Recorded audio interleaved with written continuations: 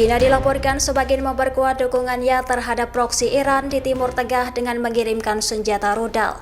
Langkah ini dinilai sebagai upaya Beijing untuk memperkuat posisi Iran dalam melawan Amerika Serikat dan Israel. Dikutip dari Tribun News, pernyataan itu disampaikan oleh Menteri Luar Negeri Tiongkok Wang Yi pada Rabu 16 Juli.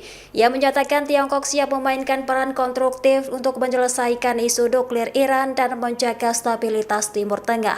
Dikabarkan pengiriman senjata dilakukan secara diam-diam melalui jalur laut dan darat menuju Suriah, Irak, dan Yaman.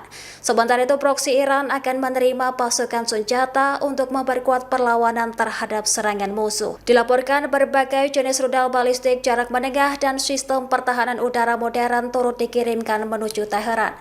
Pengiriman ini membuat ketegangan di Timur Tengah semakin meningkat seiring dengan eskalasi konflik Israel dan Iran. Selain rudal, Tiongkok juga dikabarkan membantu Iran memperbaiki infrastruktur pertahanan udara dan cybernya.